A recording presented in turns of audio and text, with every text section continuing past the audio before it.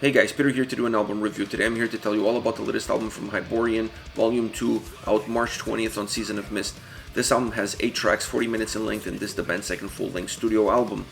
This album has to be divided amongst 3 different elements, 3 main ingredients if you will, and that is the lyrics, the sound, and the vocals. These are the driving forces behind every single song and obviously behind the record.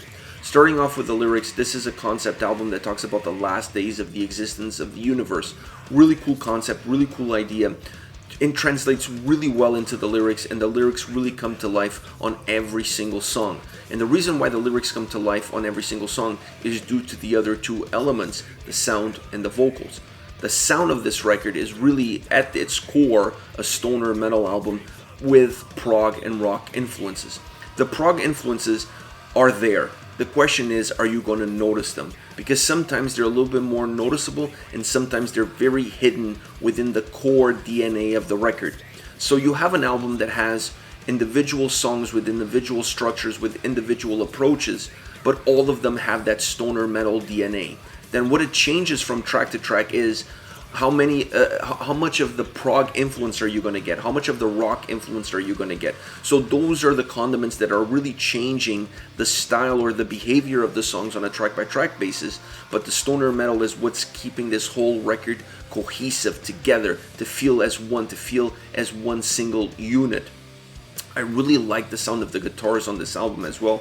Really interesting approach, really thick volume as far as the guitars are concerned, on both sides, on the riffs and on the solos, creating a lot of dynamic fluidity for the album, creating songs that are heavy at times, that are more methodic in other aspects, sometimes with a lot faster tempos.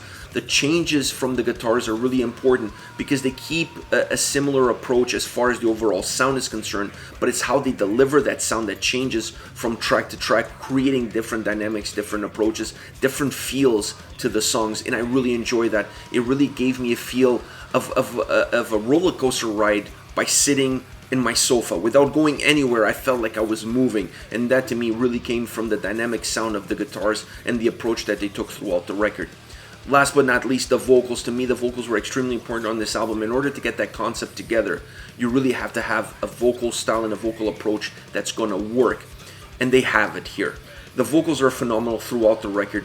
I really like what they did. The sound, the tone of the vocals really brings the lyrics to life. It really works well as well with the sound. The vocals are almost the bridge that connects the lyrics with the sound on the record, and to me that's really important. You really have to have a vocal style, a vocal approach that not only brings the lyrics to life but really merges well with the sound in order to create a more robust and more volume approach to the tracks. The other thing that they did on the vocal side was they used a lot of layers, backing tracks, to create more volume, to create more presence, sometimes to give a little bit more heaviness to the vocals when the songs perhaps were not as heavy musically and you needed a little bit more, a stronger approach from a vocal perspective. By adding layers, and it creates texture, it creates volume, it creates this bigger wall of sound, making songs a lot more impactful and therefore allowing the lyrics to also have a much bigger impact. Mixing really well, obviously, with the theme of the song, with the theme of the lyrics. So they combine all of these different ingredients, all of these different approaches in order to create a very robust sounding record. Overall, I feel like this is an album that perhaps is going to go under the radar for a lot of people, and that is a shame because this is one of the better crafted records that you're going to listen to this year, and to me is one of those albums that to those that are not going to pick it up or not listen to it, it's going to go completely unnoticed. But for those that will pick it up and will listen to it, they will realize how good, how well put together this record really is from beginning all the way to the end. Really strong album from Hyborian, an album that deserves to be listened to, but perhaps a few people will not pick it up or not pay attention to it because it's not necessarily a household name band, and therefore it may not get the same attention as other bands. But this album, as far as production, execution and delivery is concerned, this album is really extremely well put together and has a beautiful sound all the way through. As far as songs are concerned, I start off with Driven by Hunger, the opening track on the album, my favorite song on the album. I really love this song, and I really love the fact that this is the opening track because this is the song that laid out the red carpet for me. It allowed me to get involved with the record and allowed me to get really deep into the album and really enjoy the album because this song was so magnetizing. it really captured my attention, and from the moment that I listened to this song as the opening track, I was caught, and my eyes were stuck into this record. My ears were glued, and I couldn't put it down. I had to listen to the whole album. So this song has a great magnetizing effect. It really draws you in, and by being the opening track, I don't think you could pick a better track. Great guitar riff on this song, killer riff. The track has a lot of power, a lot of strength in its sound, and it has a very driven sound. The vocals have great volume, great texture, and that really adds another element to the overall feel that this song has. And the way the song, and the way it's textured, not the way the song, but the way the vocals are textured in this song, it has a lot to do with those layers that I was mentioning before. Using backing vocals, creating almost two different vocal styles or two vocal approaches, so it creates a lot more volume as far as the vocals are concerned, making the song a lot more robust. It's a great match as far as the intensity that you're going to get from the guitar riffs and the overall guitar sound on this song, so the vocals really match the same dynamics that you're going to get from the guitars on this track. The chorus is really hooky, really catchy, really simple, making the song really memorable. This is really a banger track. I don't think they could have picked a better song to open up this record. Next, Stormbound. Stormbound is a really cool track.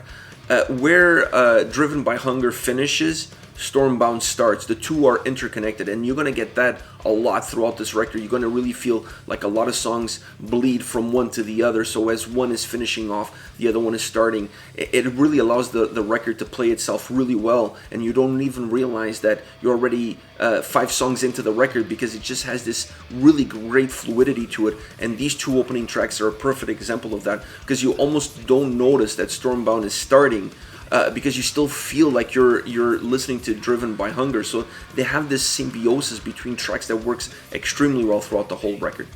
But Stormbound, I really love the sequence. To me, that's really important, because the two songs have a lot of the same characteristics. They have a lot of the same familiarities, and one of those familiarities is the way the layers of the vocals are used on both songs. Both use similar style, similar approach, gives the two songs a feeling of being very close together, almost being like part A and part B of one single solid song, with some different dynamics as far as the guitars are concerned. I felt that Driven by Hunger was a song that was had a lot more tempo to it. It was a lot faster, and I felt that Stormbound was a song that was a lot more methodic, had a lot more heaviness and more melody to it. So those are some of the small changes, but as far as the vocal track is concerned, it stays pretty consistent across these two songs. Last but not least, The Entity. Great sounding riff, great song. Filthy at times. The riff on this song is absolutely magnificent. I really like the way it sounded. I like the heaviness that it had. And then when the vocals come in, it just kicks the doors wide open.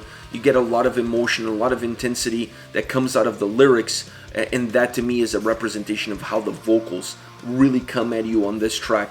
In this song, they did not use those layers. The vocals felt a lot simpler to me, a lot cleaner, a much easier approach as far as I'm concerned, but that allowed the vocals to be a lot more emotional, a lot more intense, and heavier at times. It really felt to me that while having layers to the vocals in the previous two tracks gives the songs a lot more volume, the way the vocals were coming at me on this specific song, they felt more intense, more aggressive, simpler but more aggressive, and I really like that approach. It really works extremely well with the powerful and heavy melodic guitar riff that this song has.